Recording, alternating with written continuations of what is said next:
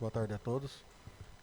Vamos dar início à oitiva da testemunha Isaías Araújo, procurador do município de Itápolis, já qualificada no termo de oitiva constante nos autos da Comissão Parlamentar de Inquérito 02-2022, instaurada pela Resolução 02-2022. O senhor está sendo ouvido na condição de testemunha na Comissão Parlamentar de Inquérito 02-2022, que tem como objetivo apurar os fatos e responsabilidades de agentes públicos do município em possível desvirtuamento do processo seletivo, edital 01-2022, publicado na edição número 1654, de 14 de janeiro de 2022, no Diário Oficial Eletrônico do município de Itápolis, ao burlar concurso público, recrutando funcionários por meio da Santa Casa para a prestação de serviços em unidades básicas de saúde de Itápolis, desvirtuando a natureza dos repasses das subvenções sociais, que consta do artigo 16 da Lei 4.320, de 17 de março de 1964, e desagregando o quadro estrutural da administração pública municipal, previsto na Lei nº 2.675/2010. A denúncia foi acolhida pelo plenário na sessão ordinária de número 1286, realizada em 25 de abril de 2022, Resolução 02-2022. O senhor está aqui na condição de testemunha e, como tal, tem a obrigação de dizer a verdade, sob pena de responder a processo. O senhor tem ciência disso? Sim. Então vamos dar início aos questionamentos. Eu passo a palavra à senhora relatora. Boa tarde, doutor Felipe. Obrigada tarde. pela presença.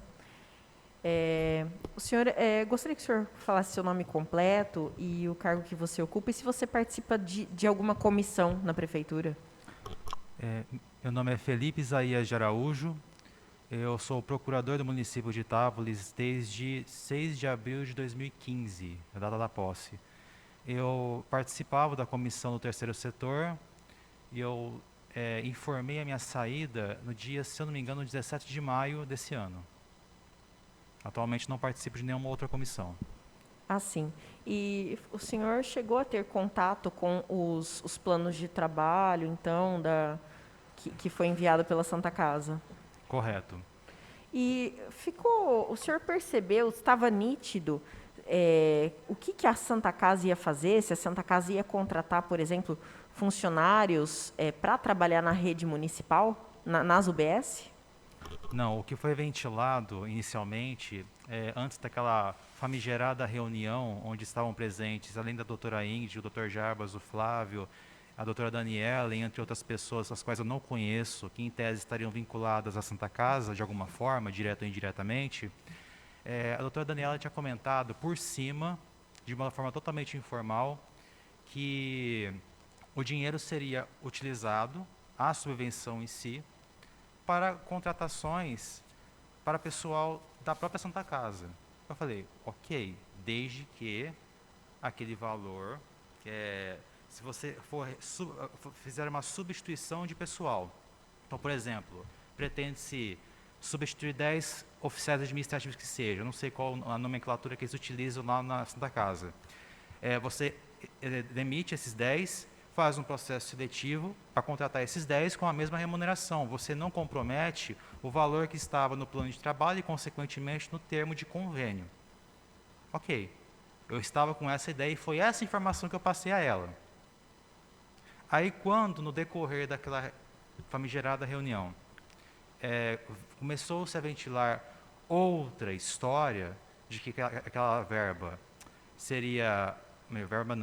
o processo seletivo seria destinado à aquisição de funcionários para utilizá-los nas UBSs, prontamente falei que não era assim. E expliquei os motivos. Isso durante a reunião mesmo? Exatamente. Doutor, boa tarde. Só para tarde. deixar de forma clara, então, essa conversa prévia que houve, onde não estavam esses termos que apareceram na reunião, foi anterior à reunião, então, essa conversa com a doutora Daniela, no caso? Foi semanas antes. Semanas antes. Aí, na reunião em si, no gabinete, que houve esse novo tema que apareceu, que surgiu essa nova hipótese. Exatamente. Ela ventilou de uma forma bem explícita, arreganhada e escancarada essa informação que esse processo seletivo seria destinado para a utilização de servidores, né, porque em tese são servidores, para os UBSs, utilizando a Santa Casa. né? Perfeito.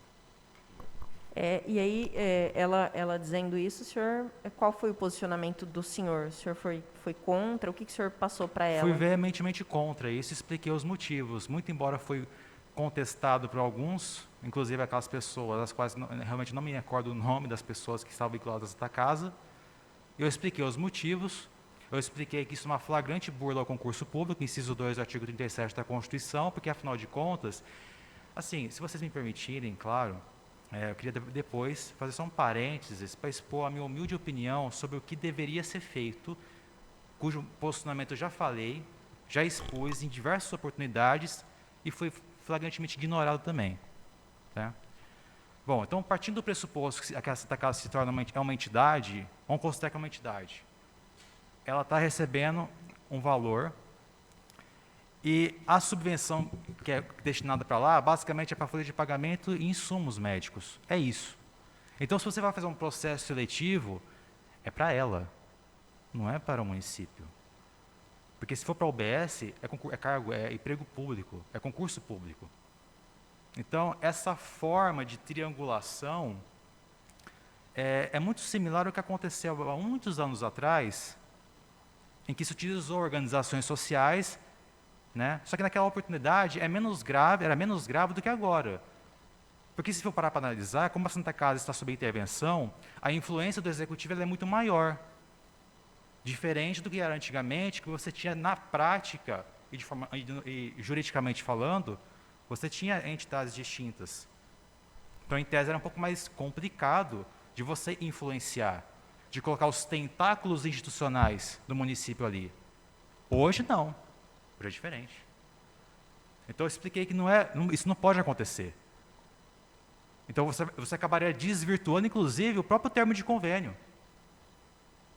Aí o prefeito até dá uma batidinha na mesa, olhou para mim, olhou para a Daniela, ok, retifique seu edital, faça como o doutor Felipe falou. E temos provas testemunhais. Muito embora se ventile por aí, espero que eu esteja muito enganado, né? Mas ventila-se por aí que o departamento jurídico não avisou. Mas tem fartos, tem um arcabouço probatório muito farto, que contradiz isso. Então eu espero que seja uma falácia. Né?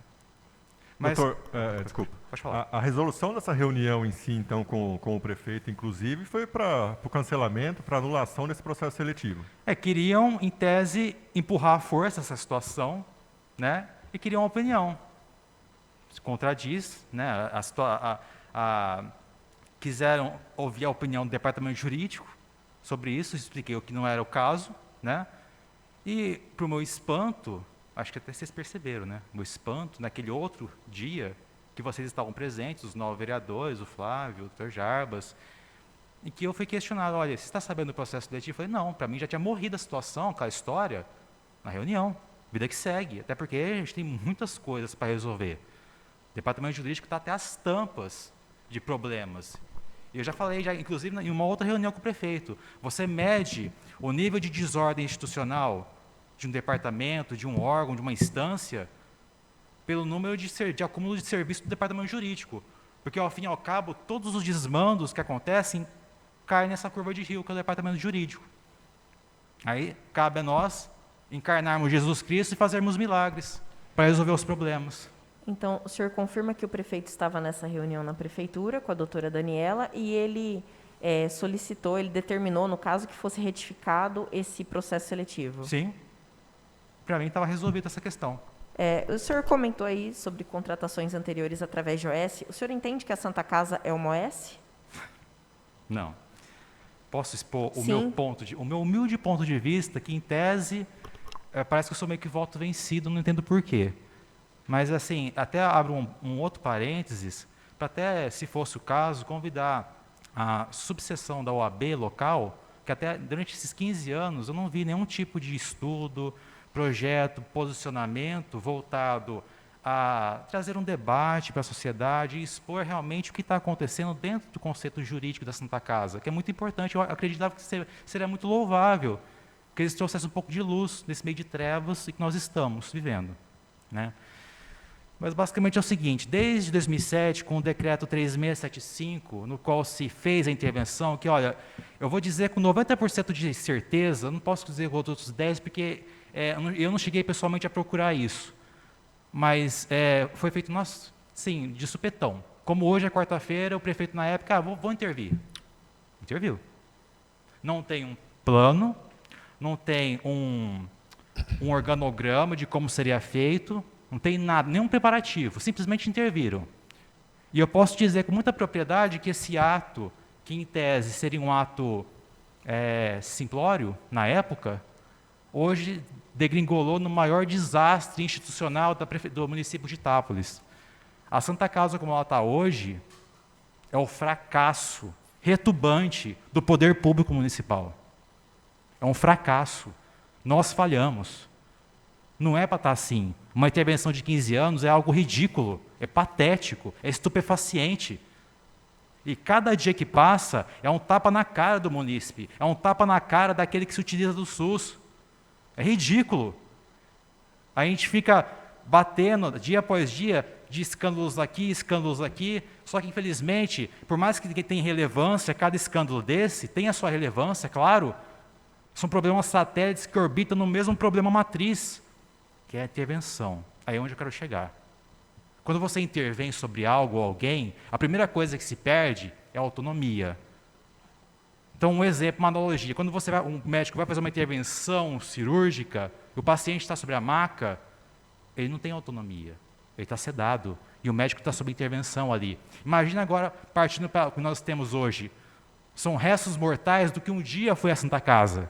Não temos Santa Casa, desde 2007. Então não existe ente, não existe uma associação, muito menos uma OS, que uma OS é uma qualificação daquilo que seria uma associação. Então a gente tem que partir, olhar o problema, entender o problema, para daí então você começar a identificar quais seriam as soluções para o problema. Fingir de conta, nessa utopia, nesse mundo de Poliana, que aquilo é uma entidade e que vamos manter na subvenção até quando isso? Porque não se resolve, não tem mais pano para se enxugar gelo. Então, temos inúmeras possibilidades. Até ventilei algumas para a gestão, algumas eu até queria propor, mas como eu sei que eu seria ignorado, eu falei, não, deixa, vou ser ignorado. Porque assim, eu não sabia, eu até me espantei.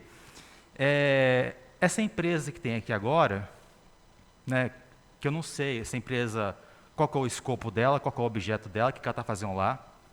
Eu não sei qual que é o nome dela, eu não sei qual é o código societário, eu não sei a natureza jurídica, se é uma associação, se é uma fundação, se é uma sociedade de economia mista, não sei o que ela é. Eu não sei qual que é o organograma dela, eu não sei qual que é a forma de remuneração dela, isso porque eu fazia parte da comissão do terceiro setor e ajudava a fazer o termo de convênio, eu não sabia. Aí, eu comecei, porque assim, é uma correria, uma loucura, porque não é somente os repasses que você tem que lidar quando você está na comissão, e as prestações de contas, mas também você tem que lidar com o trabalho diário, porque não é uma função específica ali. Você tem que ligar com o seu trabalho diário. Então, não tem como você fazer um trabalho de uma forma eficiente como você gostaria.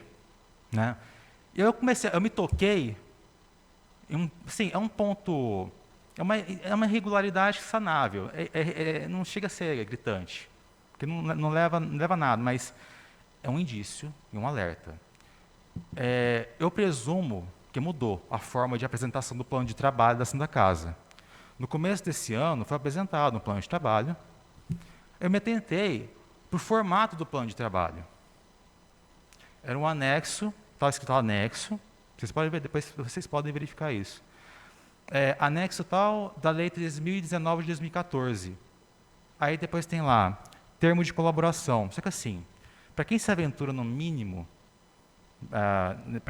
na questão do terceiro setor e tal, a Lei 3.019 de 2014, conforme o artigo 3º, inciso 4, cumulado com o parágrafo 1º do artigo 199, fala que uma entidade sem fins lucrativos que realiza serviços para o SUS não se submete à Lei 3.000 2019 e 2014. Então não tem nada a ver com termos de colaboração, não tem nada a ver com termo de fomento. Até porque também, até a terminologia, termo de colaboração, presume-se que quando a entidade, ela seria uma organização da sociedade civil, ela está, seria a prefeitura que estaria atrás da entidade. Mas nem seria isso, seria termo de fomento, porque é a prefeitura que vai financiar. É a Santa Casa que tem que ir atrás da prefeitura, não o inverso. Então está tudo errado essa questão terminológica. Só que o que foi feito foi um termo de convênio, conforme o artigo 116 do parágrafo 1º da Lei 8.666, que é a Lei de Licitações. Só que, se você para pensar que, em tese, eu estou presumindo que eu não sei qual é o escopo dela, em tese, seria essa empresa que estaria auxiliando o plano de trabalho. Se não se atém, no mínimo, são duas possibilidades. Ou ela não se atém, não sabe o que está fazendo sobre o plano de trabalho, o que já é um desespero total, né? Porque você não tem conhecimento de uma situação tão mínima dessa, quem dirá outras situações mais sérias e mais graves, como uma auditoria. Ou, também que é grave, não dá a mínima. Manda qualquer coisa lá. Vai colar mesmo? Doutor, até nesse ponto, o doutor fez parte da Comissão do Terceiro Setor e também faz parte do Corpo Jurídico da Prefeitura. Além desse plano de trabalho, que normalmente é enviado para a comissão e aqui também para a Câmara, chegou algum outro tipo de contratualização ou para ser analisado, algum tipo de contrato ou de fomento, alguma coisa? Nunca chegou nada além desse plano de trabalho só? Alguma contratualização entre Prefeitura e Santa Casa? Chegou alguma coisa para ser analisado? Você se refere àquela empresa, em tese? Isso, é. Olha, para a Comissão do Terceiro Setor não chegou nada. E para o Departamento Jurídico, não posso afirmar com certeza, porque o sistema administrativo nosso lá, ele é separado por matérias. Então, geralmente, contratos de licitações, cai para a doutora Mina e para o doutor Luiz, já vai direto. Então, não tem esse acesso. Né? Mas eu pelo menos não vi nada sobre isso. Uma outra questão é a Santa Casa ela é subvencionada, né? Esses recursos da subvenção poderiam, em tese, estar remunerando esses funcionários que foram contratados pelo seletivo e estão na rede? Não. Então estaria havendo um desvirtuamento aí da utilização mas rede. Eu não sei qual é a forma de remuneração, porque, em tese, no plano de trabalho não está especificado isso. Se está sendo pago com a subvenção, no mínimo tem uma irregularidade, porque não está previsto no plano. Não, pode perguntar. No plano não está previsto isso. Se está, pelo menos tem um vício irregular, de irregularidade. Doutor, até nesse assunto, eles se amparam, pelo menos até o momento, né, na legalidade do pagamento, que não seria da subvenção, e sim de convênios da Santa Casa. Então, esse seria o amparo. O doutor vê legalidade no pagamento desses funcionários do processo seletivo? Não, a questão é você usar o processo seletivo para colocar pessoas para trabalhar na OBS. Entendeu? Mas, olha, veja só, qual o ponto? Está errado, isso está errado já. Mas qual que é o ponto correto? A Santa Casa, como ela não existe, quem está ali é a prefeitura. Se é a prefeitura que está ali, é concurso público.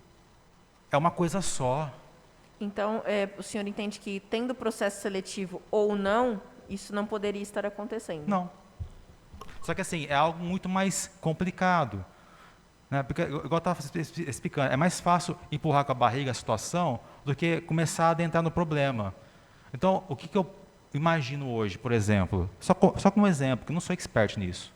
Eu não sei como proceder numa desintervenção, estou longe disso. Mas você vai estudando, você vai vendo possibilidades que, como eu disse, é interessante que outras pessoas que têm um know-how melhor possam contribuir. Então, o que seria o ideal, considerando o decreto 3675 de 2007, que é bem claro lá com o artigo 3º que o departamento jurídico tinha que estar lá. Era para nós estarmos lá e não contratar um escritório de advocacia, que sabe Deus como foi feito isso, que também não temos conhecimento, eu particularmente não tenho, para estar lá representando, cujo quadro de advogados contratados pela Santa Casa advoga contra a prefeitura. Temos ações, exemplos de ações que advogam contra a prefeitura. Faz sentido isso? Não é uma bagunça. Você percebe que é uma bagunça? Por que é uma bagunça? Porque você não consegue olhar pela perspectiva correta. Então, o que seria o correto, desde o princípio?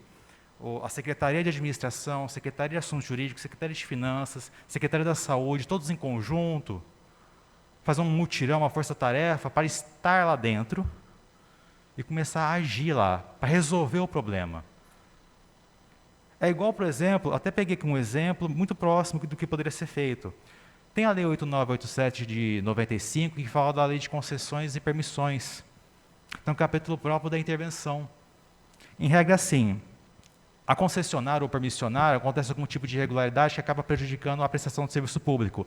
O poder concedente, ele pode e deve intervir, e nesse ato de intervenção, ele nomeia um interventor, declara um prazo improrrogável de 180 dias para resolver o problema. E nesse meio tempo, há paralelamente um processo administrativo para apurar as irregularidades. No final da intervenção, o interventor presta contas e verifica-se se é possível ou não manter o contrato de concessão ou extingui-lo por caducidade por descumprimento contratual. Em tese, a gente pode aplicar isso na prática. Lógico, com as suas peculiaridades aqui. Mas era para a prefeitura estar lá e não ficar fingindo de conta que é uma entidade do terceiro setor e ficar colocando pessoas lá. Então, por exemplo, eu estou presumindo como seja lá hoje. Essa empresa, aí tem ela se diz administradora, que chama Carol. Eu achava que ela era uma funcionária dessa empresa de consultoria, mas ela é uma PJ que trabalha junto com essa consultoria. Então, tem a administradora. Aí tem o Edson, que é administrador municipal, junto com o interventor.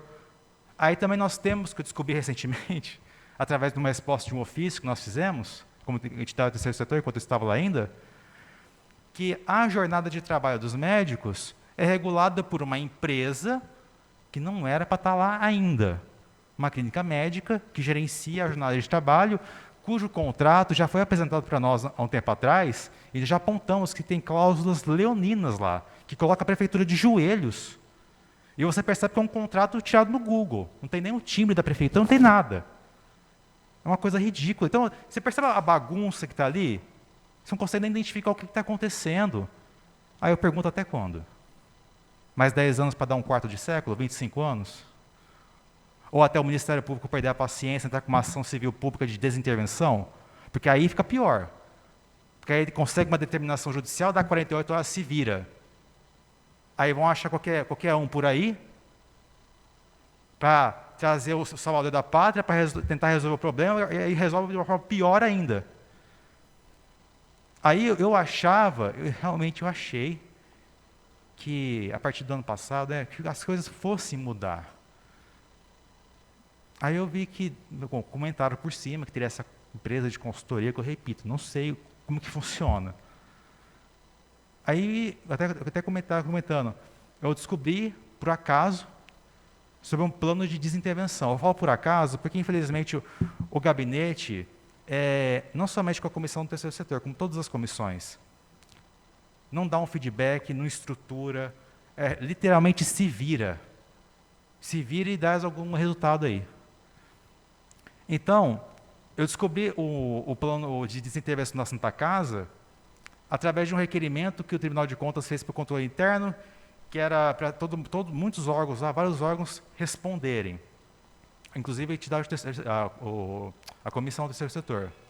Nós respondemos, aí eu comecei a dar uma olhada nas respostas dos demais, eu encontrei um despacho, uma informação da assessora de da saúde, informar, segue o plano de desintervenção. Eu falei, opa, plano de desintervenção, bacana, né?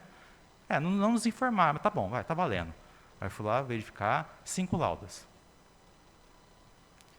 Sendo que a primeira lauda é a folha de rosto. As outras 4 laudas, desculpa, é para inglês rir e chorar, de vergonha. Eu tenho vergonha alheia de quem fez aquilo. O senhor sabe se esse plano de desintervenção foi encaminhado a algum outro órgão, ao Ministério Público ou Conselho Municipal de Saúde? Não faço ideia. Tá. Eu sei Esse trâmite que o senhor viu estava sendo Esse trâmite era de quem para quem dentro do sistema? Secretaria da Saúde para o controle interno para encaminhar para o Tribunal de Contas. Isso foi quando, mais ou menos? Olha, se não me engano, é meados de abril desse ano. Só que o plano de intervenção está datado em setembro de 2021. Então já está desatualizado também, né? Certo. Só que assim, é algo impressionante. Você tem conceitos indeterminados. Vamos estar fazendo tal coisa, vou estar fazendo isso, vou estar fazendo aquilo. Não tem nada de concreto. A gente está num patamar, 15 anos, num patamar que a gente precisa de algo concreto, factível. Aí você começa a ficar com mais vergonha ainda quando você pega, por exemplo, que tem uma realidade bem perto de nós, que é Ibitinga, que passou por um trauma desse também. Foi um pouco diferente, porque lá houve uma ação judicial de intervenção, para obrigar a intervenção. Só que assim, o que acontece? Em 2018, pelo que eu fiquei sabendo, eles apresentaram perante a Câmara de lá um projeto de lei para regulamentar a OS, que lá não tinha, né, uma lei municipal regulamentando a OS, nos mesmos moldes da Lei 9637 de 98, Lei Federal da OS. E eles colocaram não somente a sentença, que discorria todo o histórico, que foi coisa, nossa, foi hediondo o que aconteceu lá, mas eles colocaram o plano de intervenção. Embora também tenha sido simples, mas você via a concretude daquilo. Então, por exemplo, lá, o primeiro ato era projeto de lei. Aí tem lá, prazo, 10 dias. Aí no próximo ato, tal coisa, 5 dias. Então você vê a concretude disso. Então esse plano de intervenção que apresentaram aqui não serve nem para sumário daquilo que deveria ser feito aqui em Itápolis. Eu ouso dizer que a gente poderia, por exemplo, pegar como uma questão de assemelhamento, analogia, um plano de recuperação judicial, em que você tem que demonstrar, por exemplo, todo o seu passivo. Então, poderia ser capítulo 1 dos débitos tributários. Você vai verificar débito por débito atualizado e depois qual é o montante total passivo. Você verifica também quais são as ações tributárias que existem contra a Santa Casa, verifica lá quais são passíveis de impugnação a título de prescrição. Aí depois você verifica créditos trabalhistas, o passivo de cada um, o nome, a ação trabalhista de cada um, o valor atualizado, depois o montante total. E assim por diante. É um trabalho desgastante? Claro que é, não estou falando que é fácil, mas é necessário que se comece a fazer, e não fazer de conta que está tudo bem, porque não está tudo bem. Doutor, nesse geral, assim, eu gostaria de voltar a duas questões, especificamente voltada à questão do processo seletivo. Tá, desculpa. Primeiro, esses funcionários que estão trabalhando na rede via processo seletivo, podem gerar alguma interferência naquele limite de teto da folha de pagamento da prefeitura? Sim, ele pode ser entendido como uma fraude, alguma coisa nesse sentido? Olha, a realização do processo seletivo e o deslocamento daqueles que passaram nesse processo seletivo para a UBS já tem uma irregularidade aí. Já há irregularidade. Agora, essa questão da folha de pagamento, olha, eu precisaria verificar o seguinte, eu não tenho certeza, porque não chegou para mim essa informação, mas falaram que chamaram muito mais do que estava previsto para ser chamado, por exemplo. Então, assim, qual que é a origem da folha de pagamento? Como que vai ser remunerado? É o Tesouro Municipal? Porque se for subvenção, está errado. R$1 que você tira a mais da subvenção, já está errado. Eu presumo que vai ser o Tesouro Municipal que vai pagar isso aí. Sim. Só que vai ser, eu não consigo nem imaginar a forma orçamentária para pagar isso, para viabilizar isso, para justificar isso. Uma outra informação que chegou a essa CPI foi que, passado um tempo depois que já havia o conhecimento do processo seletivo, houve uma reunião entre o executivo e o corpo jurídico da prefeitura. Nessa reunião, esse assunto voltou em pauta? Com certeza. Essa reunião ela foi marcada inicialmente para tratar de assuntos ligados não tem outro termo para falar assim, certas perseguições que determinados órgãos estavam com o departamento jurídico, né? E no decorrer da reunião foi ventilado, eu falei sobre a questão do processo seletivo, eu mencionei sobre a questão do Paulo Sene, eu mencionei sobre aquela questão da doutora Daniela, né? Só que a despeito de tudo isso, né, foi lavrada uma ata que não tinha 5% daquilo que foi dito. E ainda por cima colocaram o nome de todos os procuradores, só que todos os procuradores não estavam presentes. Aí alguns procuradores se manifestaram, inclusive a mim. Além do jurídico, quem que estava presente nessa reunião, doutor? Estava eu, a doutora Mirna, o doutor Vitor, o doutor Gabriel, o doutor Bruno, o doutor Alexandre estava através de celular, porque logo mais ele estaria presente conosco, não pôde participar diretamente ali. Agora não recordo. A doutora Ingrid. Acho que são esses. Eu sei que a Fernanda, ela teve que fazer um exame médico. O doutor Luiz estava de falta bonada, se não me engano. Não Alguém mais, fora o jurídico, quem mais participou, doutor? Por favor. Secretário de Administração. Acho que o secretário de Finanças, eu não lembro agora se o secretário de Finanças estava presente. O Everton estava e a Mari estava junto também. E o prefeito, obviamente. Né? O senhor chegou a fazer ou tem conhecimento se alguém do jurídico fez algum memorando, algum ofício para o gabinete informando sobre essa situação irregular, supostamente irregular da Santa Casa? Claro, eu e o pessoal da comissão. Certo. Tanto referente à doutora Daniela, quanto do Paulo Sene.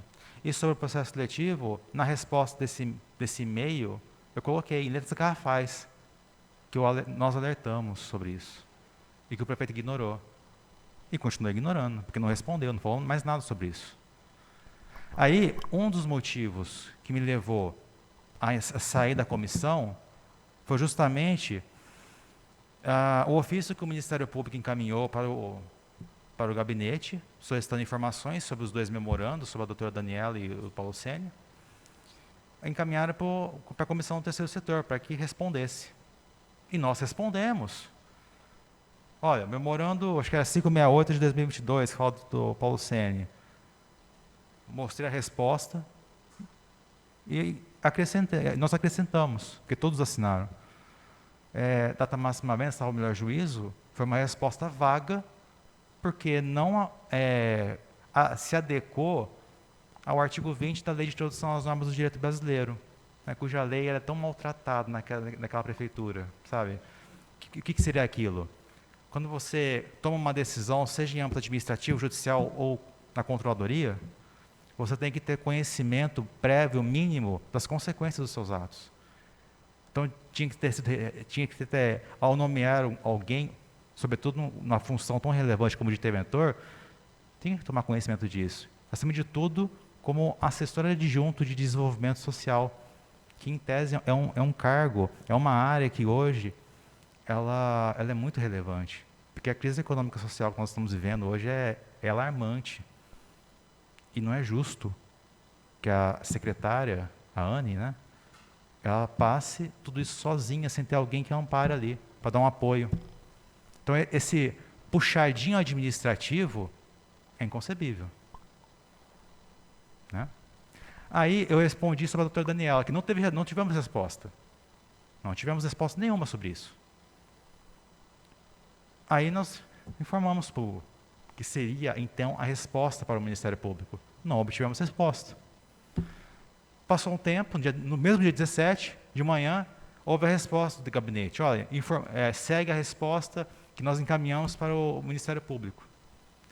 Aí nós pegamos o ofício, não tinha a resposta que nós demos. Tinha falado, segue abaixo os memorandos. Aí colocaram os memorandos lá, pegaram uma pessoa que estava lá no gabinete, que fazia parte da comissão do terceiro setor, só ela assinou, ninguém falou nada para nós, para assinarmos, e ficou por isso mesmo. Aí eu questionei, mas por que omitiram a nossa resposta sobre isso? Aí eu não recordo exatamente as palavras que eles responderam lá, mas a resposta já estava, estava falando demais, não precisava falar de tudo isso. Já está bom a resposta já. Bom, mas se é para fazer isso, por que mandaram para a comissão então? Por que não responderam eles mesmos?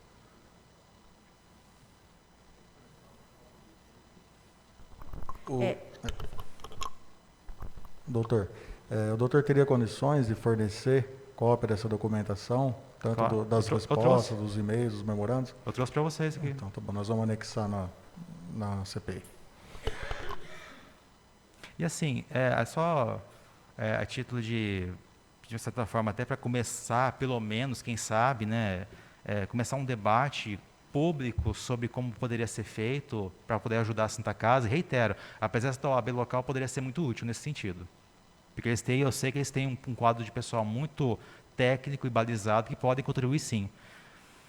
Recentemente, em meados de março desse ano, saiu uma decisão recente, até trouxe um extrato da decisão recente do Superior Tribunal de Justiça, que uma associação sem fins lucrativos da área educacional, lá no sul do país, ela estava passando por um grave percalço financeiro e fez um pedido de recuperação judicial. Foi obtido sucesso em primeira instância, um credor recorreu, foi indeferido esse pedido em segunda instância e conseguiu obter perante o STJ. É estranho falar, moço, uma recuperação judicial, só que assim, como o lucro não é um elemento próprio para uma atividade econômica, empresarial, conforme está no artigo 966 do Código Civil, porque para você falar que você é um empresário, você tem que prestar habitualmente, de forma profissional e organizada, produção, circulação de bens ou prestação de serviço. Aí o lucro que você eventualmente obtém, você reinveste para os fins estatutários. Então, tendo esse parâmetro, uma associação sem fins lucrativos pode sim pedir uma recuperação judicial e seria interessante, por que não, a própria Santa Casa, através dos procuradores do município, observando o decreto 3675 de 2007, porque aqui se aplica a lei somente aquilo que apetece. Aquilo que não apetece, que não é interessante, não aplicam. O decreto aplica, não aplicam nada. A gente poderia pensar, claro, com um plano de recuperação que se assemelharia a um plano de desintervenção robusto, factível, e que demonstrasse essas possibilidades, para que então se permitisse, porque com uma recuperação judicial, você consegue dialogar com os credores, consegue ir pagando a longo prazo e resolvendo essa situação. É difícil? Muito. Mas não é impossível e é necessário, é imprescindível que seja feito isso. Porque, reitero, até quando vai continuar assim? Não é justo isso. Doutor, voltando então ao tema do processo seletivo, com conhecimento como advogado, procurador até do município, o doutor tem conhecimento de alguma outra cidade que procedeu dessa mesma forma, um processo seletivo, em que a Santa Casa não se enquadra como OS? O doutor tem conhecimento de alguma jurisprudência que autorize isso? Ou lei? Olha, é complicado você tentar comparar o que está acontecendo aqui, porque aqui é um caso praticamente único. O único que eu vi que era próximo foi Bitinga, que, se eu não me engano, ficou entre 14 anos sob intervenção, 15, foi algo parecido. Porque, de resto, a intervenção são 180 dias.